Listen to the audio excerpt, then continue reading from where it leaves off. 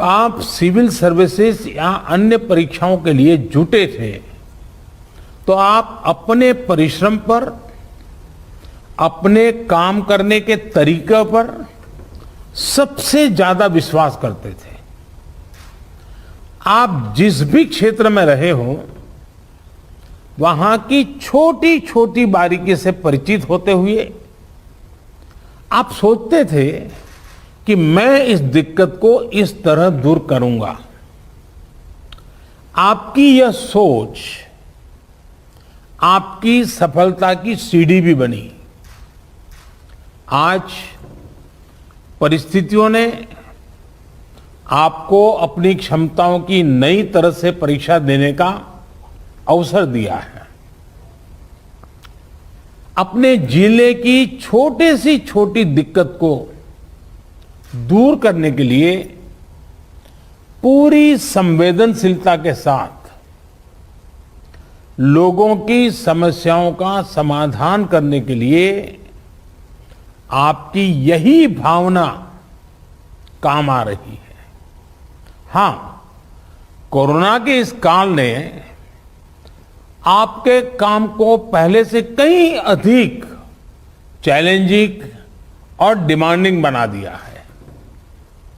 महामारी जैसी आपदा के सामने सबसे ज्यादा अहमियत हमारी संवेदनशीलता और हमारे हौसले की ही होती है।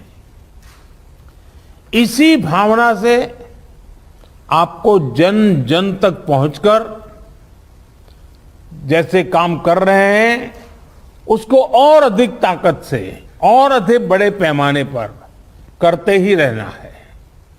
साथियों, नए नए चैलेंजेस के बीच हमें नए नए तौर तरीकों और समाधानों की जरूरत होती है और इसलिए ये जरूरी हो जाता है कि हम अपने स्थानीय अनुभवों को साझा करें और एक देश के रूप में मिलकर के हम सब काम करें।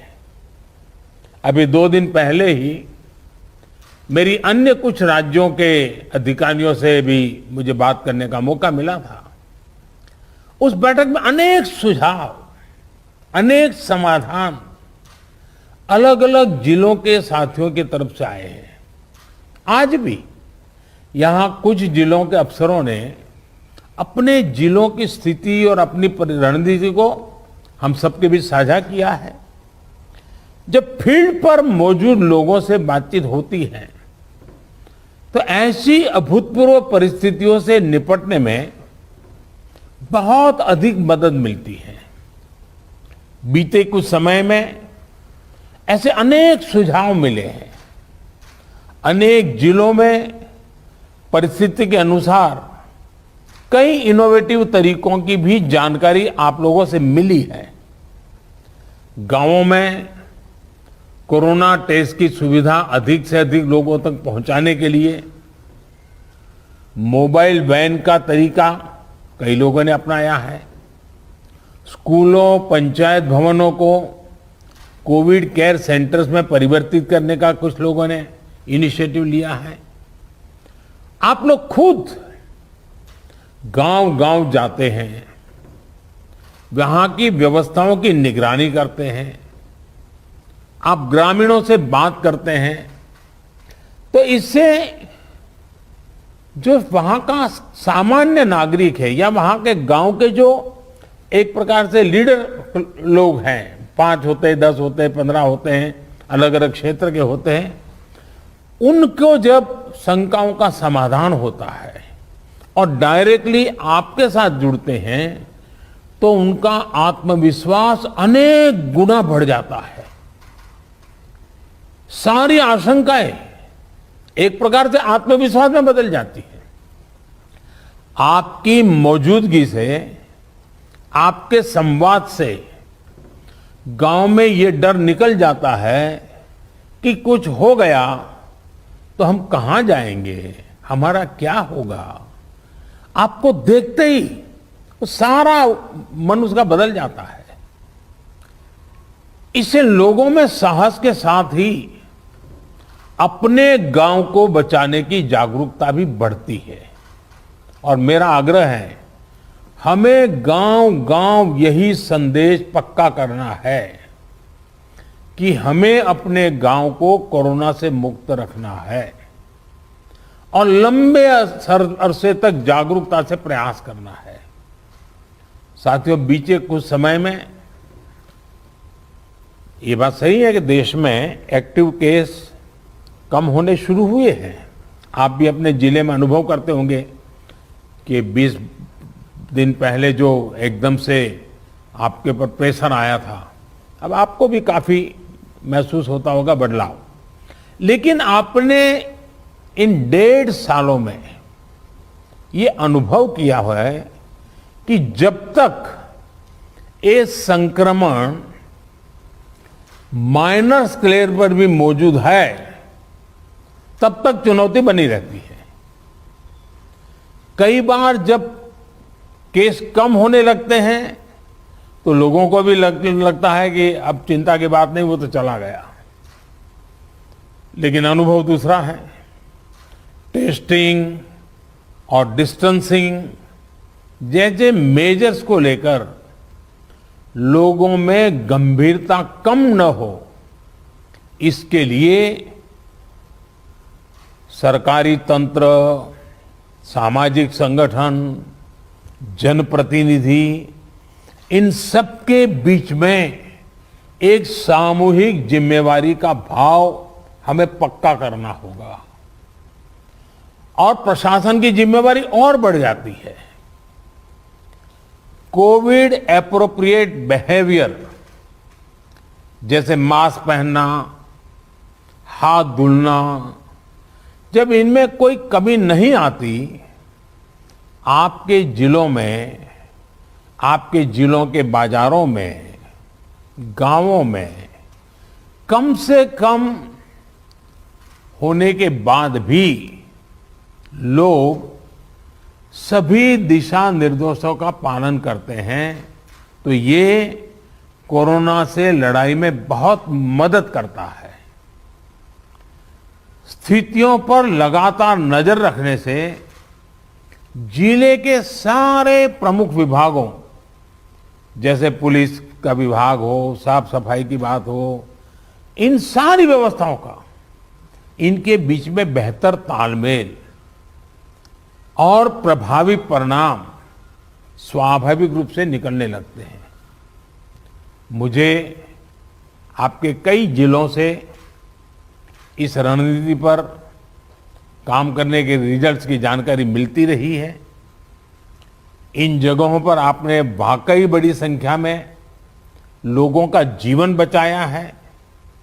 साथियों, फील्ड में किए गए आपके कार्यों से, आपके अनुभवों और फीडबैक से ही प्रैक्टिकल और इफेक्टिव पॉलिसीज बनाने में मदद मिलती है। टीकाकरण की रणनीति में भी हर स्तर पर राज्यों और अनेक स्टेक होल्डर से मिलने वाले सुझावों को शामिल करके आगे बढ़ाया जा रहा है। इसी क्रम में स्वास्थ्य मंत्रालय की तरफ से 15 दिन के टीकों की उपलब्धता की जानकारी राज्यों को दी जा रही है। वैक्सीन सप्लाई टाइमलाइन की स्पष्टता होने से टीकाकरण से जुड़े मैनेजमेंट में आप सभी को और आसानी होने वाली है। मुझे विश्वास है कि हर जिले और वैक्सीनेशन सेंटर के स्तर पर सप्लाई और सुदृढ़ होगी। इससे टीकाकरण से जुड़ी अनिश्चितताओं को दूर करने में, पूरी प्रक्रिया को स्ट्रीमलाइन करने में बहुत मदद मिलेगी। वैक्सीनेशन का जो प्लान है, जो कैलेंडर है, उनको हम नियमित रूप से अलग अलग मीडिया प्लेटफॉर्म पर अधिक से अधिक साझा करेंगे तो लोगों को कम से कम परेशानी होगी। साथियों, पिछली महामारी हो या फिर ये समय, हर महामारी ने हमें एक बात सिखाई है।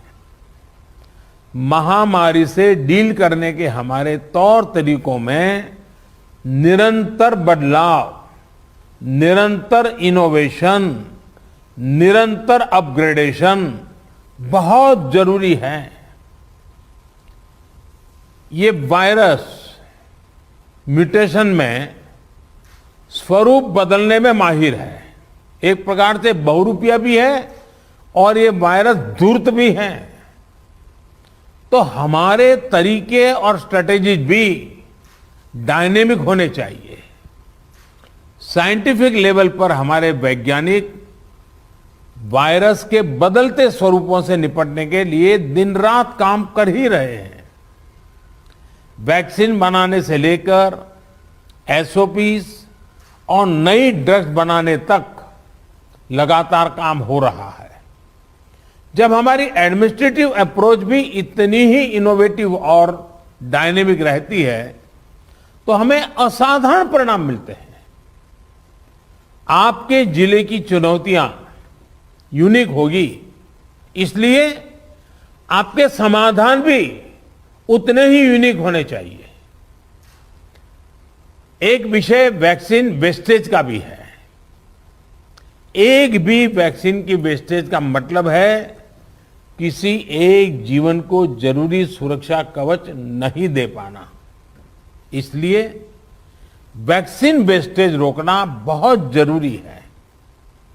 मेरा यह भी कहना है कि जब आप अपने जिले के आंकड़ों की समीक्षा करते हैं तो उसमें अर्बन और रूरल इसको भी अलग अलग से आप गौर करें ताकि आपका फोकस रहे।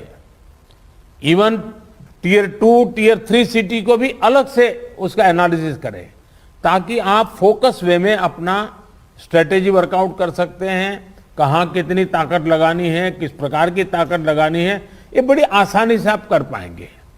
और इससे जब ये प्रकार से देखेंगे तो ग्रामीण इलाकों में कोरोना से निपटने में मदद मिलेगी। और मैं भी लंबे अरसे तक आप ही की तरह कुछ न कुछ काम करते करते यहाँ पहुंचा हूं।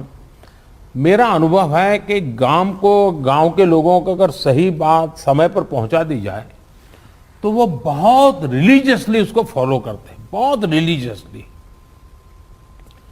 और जो शहरों में कभी कभी हमको किसी चीज को लागू करने में मेहनत पड़ती है, गांव में उतनी मेहनत नहीं पड़ती। हाँ, क्लैरिटी चाहिए, गांव के अंदर एक टीम बनानी चाहिए। आप देखिए वो परिणाम खुद दे देते आपको। साथियों, सेकंड वेव के बीच वायरस म्यूटेशन की वजह से अब युवाओं और बच्चों के लिए भी ज्यादा चिंता जताई जा रही है। अभी तक हमारी जो रणनीति रही है, आपने जिस तरह फील्ड में काम किया है उसने इस चिंता को उतना गंभीर होने से रोकने में मदद तो की है, लेकिन हमें आगे के लिए और अधिक तैयार रहना ही होगा। और सबसे पहला काम आप कर सकते हैं कि अपने जिले में युवाओं, बच्चों में संक्रमण और उसकी गंभीरता के आंकड़े व्यवस्थित करें। अलग से उस पर रेगुलर आप एनालिसिस कीजिए। आप स्वयं भी, मेरा सभी आप प्रमुख अधिकारियों से आग्रह है कि आप स्वयं भी उसका आकलन करें। इससे आगे के लिए तैयारी करने में मदद मिलेगी। साथियों, मैंने पिछली बार की बैठक में भी, और मैंने ये भी कह रहा कि जीवन बचाने के साथ साथ हमारी प्राथमिकता जीवन को आसान बनाए रखने की भी है। गरीबों के लिए मुफ्त राशन की सुविधा हो, दूसरी आवश्यक सप्लाई हो, काला बाजारी पर रोक हो, ये सब इस लड़ाई को जीतने के लिए भी जरूरी है और आगे बढ़ने के लिए भी आवश्यक है। आपके पास पिछले अनुभवों की ताकत भी है और पिछले प्रयासों की सफलता का मोटिवेशन भी है। मुझे पूरा भरोसा है कि आप सभी अपने अपने जिलों को संक्रमण मुक्त करने में सफलता पाएंगे, देश के नागरिक का जीवन बचाने में, देश को विजयी बनाने में हम सभी सफल होंगे। और मेरा आज कुछ साथियों को सुनने का मौका मिला है, लेकिन आपके पास, हर एक के पास कुछ न कुछ सफलता की गाथाएं हैं। बड़े अच्छे इनोवेटिव प्रयोग आप सबने कहीं न कहीं किए हैं। अगर वो आप मुझे पहुंचा देंगे तो जरूर इसको देश भर में पहुंचाने में मुझे सुविधा होगी, क्योंकि इंटेलेक्चुअली डिबेट करके कितनी भी चीज क्यों न निकाले, लेकिन उससे ज्यादा ताकत जो फील्ड में काम करता है, उसने जो अनुभव किया है और उसने जो रास्ते खोजे हैं, वो बहुत ताकतवर होते हैं। और इसलिए आप सबकी भूमिका बहुत बड़ी है, और इसलिए मेरा आपसे आग्रह है कि आप इसको निकालिए। दूसरा, पिछले 100 साल में किसी के जीवन में इतने बड़े संकट से जूझने की जिम्मेवारी नहीं आई है। आप डिस्ट्रिक्ट में बैठे हैं, आपके जिम्मे सबसे बड़ा बोझ आया है। आपने बहुत चीजें ऑब्जर्व की होगी, मानव मन को ऑब्जर्व किया होगा, व्यवस्थाओं की मर्यादाओं को देखा होगा, कम से कम संसाधनों का ऑप्टिमम यूटिलाइजेशन करके आपने एक नए रिकॉर्ड प्रस्थापित किए होंगे। जब भी मौका मिले इसको जरा जरूर अपनी डायरी में लिख करके रखिए। आने वाली पीढ़ियों को आपके अनुभव काम आएंगे, क्योंकि पिछली शताब्दी में 100 साल पहले जो बड़ी महामारी हुई, वो उसके उतने रिकॉर्ड उपलब्ध नहीं है कि वो लड़ाई, उसका रूप कैसा था, संकट कितना गहरा था, कहाँ क्या हुआ, बाहर निकलने के रास्ते क्या खोजे गए। लेकिन आज हमारे डिस्ट्रिक्ट के अफसर अगर ये डिस्ट्रिक्ट गैजेट की तरह इसको बनाएंगे, तो भविष्य की पीढ़ियों को भी हमारी ये मेहनत, हमारे अनुभव, ये आने वाली पीढ़ियों के लिए भी काम आएगा। और मैं आपको भी इस सफलता के लिए, इस मेहनत के लिए, और आपको और आपकी पूरी टीम को, जिस प्रकार से आप लोगों ने इसका नेतृत्व किया है, आपको बधाई देता हूं, आपकी सराहना करता हूं। और मैं आशा करता हूं कि आप और अधिक सफलता प्राप्त करेंगे, तेजी से सफलता प्राप्त करेंगे और जन सामान्य के अंदर विश्वास पैदा करेंगे। सामान्य मानवीय का विश्वास विजय की सबसे बड़ी जड़ी बूटी है, सबसे बड़ी जड़ी बूटी है। इससे बड़ी जड़ी बूटी नहीं हो सकती है, और ये काम आप आसानी से कर सकते हैं। आप स्वस्थ रहें, कार्य का बोझ आपको ज्यादा है, मैं अनुभव करता हूं। अब बारिश की सीजन आएगी तो और एक सीजनल जो प्रेशर रहता है वो तो बढ़ने ही वाला है। लेकिन इन सब के बीच भी आप स्वस्थ भी रहें, आपका परिवार स्वस्थ रहे, और आपका जिला जल्द से जल्द स्वस्थ हो, हर नागरिक स्वस्थ हो, ये आपकी कामना ईश्वर पूरी करे, आपका पुरुषार्थ पूरी करेगा। मेरी तरफ से आपको बहुत शुभकामनाएं, बहुत बहुत धन्यवाद। न्यूज अपडेट के लिए आप हमारे चैनल को सब्सक्राइब करें। आप हमें फेसबुक और इंस्टाग्राम पर भी फॉलो कर सकते हैं। बने रहे लगातार .in के साथ।